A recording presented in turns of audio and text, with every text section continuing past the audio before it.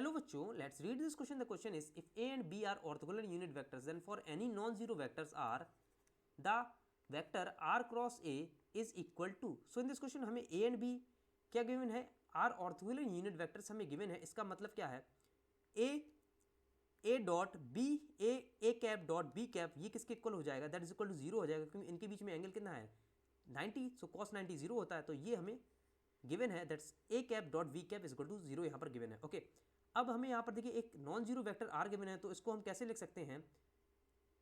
देखिए इसको हम नॉन जीरो वेक्टर आर हमें यहाँ पर गिवन है, तो वेक्टर आर क्रॉस से हमें फाइंड करना है. ठीक है, तो आर क्रॉस ए वेक्टर को हम कैसे लिख सकते हैं, that is equal to X A unit vector plus Y B unit vector plus Z times of A unit vector cross B unit vector. Okay, ये इस तरीके से वेक्टर हम लिख सकते हैं. तो इसको हम इक्वेशन 1 नाम दे देते हैं. अब हम इस वेक्टर का देखिए, इस वेक्टर का डॉट प्रोडक्ट करते हैं ए यूनिट कैप से. ठीक है, ए यूनिट वेक्टर से, तो R cross A dot A unit vector, तो ये कितना आ जाएगा, ये आ जाएगा देखिए सभी में करेंगे डॉट प्रोडक्ट, तो ये कितना आ जाएगा, the x of A unit vector dot A unit vector plus y of v unit vector dot A unit vector plus Z times of A unit vector cross v unit vector dot A unit vector. Okay, now यहाँ से देखिए a unit vector dot B unit vector क्या है, zero है. ठीक है, तो ये भी जीरो हो जाएगा. और ए क्रॉस बी, तो ए यूनिट वेक्टर ए क्रॉस की भी परपेंडिकुलर होगा, तो ये भी जीरो हो जाएगा. और ये देखिए कितना आ जाएगा, ये आ जाएगा एक्स. तो यहाँ से देखिए ये कितना आ जाएगा, आर क्रॉस ए, देखिए ए यूनिट वेक्टर के परपेंडिकुलर, तो ये भी जीरो हो जाएगा. सो एक्स की वैल्यू यहाँ से कितनी आ जाती है, एक्स इक्वल टू जीरो आ जाती है. ठीक है, अब देखिए इस वेक्टर का देखिए हम डॉट प्रोडक्ट कैसे करेंगे, हम डॉट प्रोडक्ट करेंगे वी यूनिट वेक्टर से. ठीक है, तो R cross A dot B unit vector से करेंगे, तो हम देखिए इसको कैसे लिख सकते हैं. ठीक है, इसको हम कैसे लिख सकते हैं, एसटीपी में लिख सकते हैं, that is r of A unit vector. ठीक है, a unit vector dot B unit vector r a भी लिख सकते हैं. ठीक है, इस तरीके से. तो इस साइड भी हम डॉट प्रोडक्ट करेंगे राइट हैंड साइड भी विद बी यूनिट वेक्टर का, तो यहाँ से देखिए a x of A unit vector dot B unit vector plus y of v unit vector dot B unit vector plus Z times of A unit vector cross B unit vector dot with b unit vector. तो यहाँ से देखिए ये तो zero हो जाएगा. ठीक है, तो ये कितना बचेगा, यहाँ पर वाई बचेगा और ये भी जीरो हो जाएगा. तो यहाँ से देखिए are A unit vector B unit vector, ये एस टी पी वाई की वैल्यू आ जाती है. ठीक है, अब यहाँ पर देखिए अब हमें जेड और फाइंड करना है, तो हमें यहाँ पर आर क्रॉस ए वेक्टर मिल जाएगा. तो जेड कैसे फाइंड करेंगे, अब हम देखिए इसका आर क्रॉस ए वेक्टर का देखिए किससे करेंगे, आर से ही डॉट प्रोडक्ट करेंगे. तो यहाँ पर ये कितना आ जाएगा, ये जीरो हो जाएगा क्योंकि ये 90 डिग्री हो जाएगा. तो angle between R and R cross A के बीच में एंगल कितना हो जाएगा, दैट इज ये आ जाएगा 90 डिग्री, तो ये जीरो हो जाएगा. और राइट साइड देखिए क्या आ जाएगा, देखिए एक्स की वैल्यू जीरो आ चुकी है और वाई की वैल्यू कितनी आ चुकी है, आर ए बी आ चुकी है. तो यहाँ पर जीरो प्लस इसकी वैल्यू पुट कर देते हैं आर ए बी.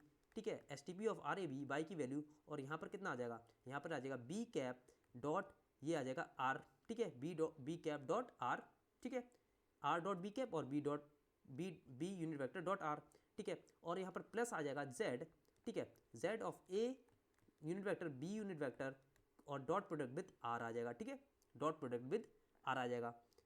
नाउ यहाँ से देखिए ये तो जीरो आ जाएगा. ठीक है, और यहाँ से देखिए ये आ जाएगा r A b s T P of R A B.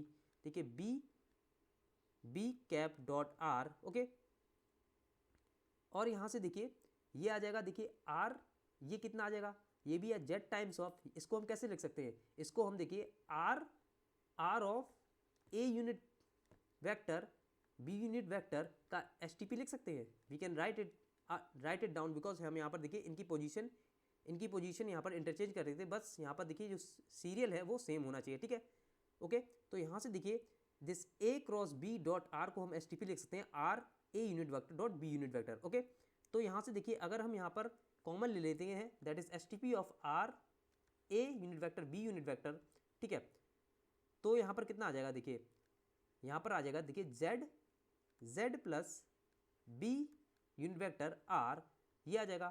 ठीक है, दैट विल इक्वल टू कितना आ जाएगा, जीरो आ जाएगा. तो यहाँ से जेड की वैल्यू कितनी आ जाती है, that is R dot B unit vector. ठीक है, जेड की वैल्यू भी आ गई. सो यहाँ पर देखिए जो हमारा फाइनली जो आर क्रॉस ए वेक्टर है वो कितना आ जाएगा, वो आ जाएगा देखिए एक्स की वैल्यू जीरो थी, वाई की वैल्यू देखिए आर ए बी था.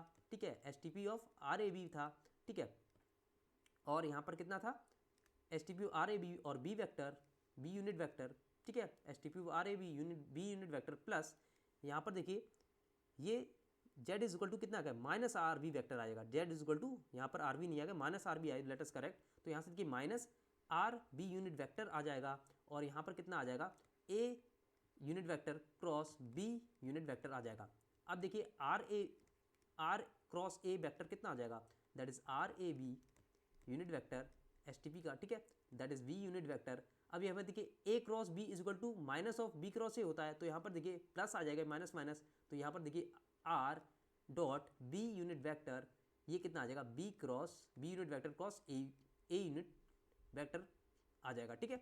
सो this we have to find it out, that is r cross a vector, तो हमने फाइंड कर लिया है and we can see this is given in option c, that is r a unit vector b unit vector that is STP dot b unit vector plus r dot b, okay, into that is b unit vector cross a unit vector. So the final answer for this question is that is option C.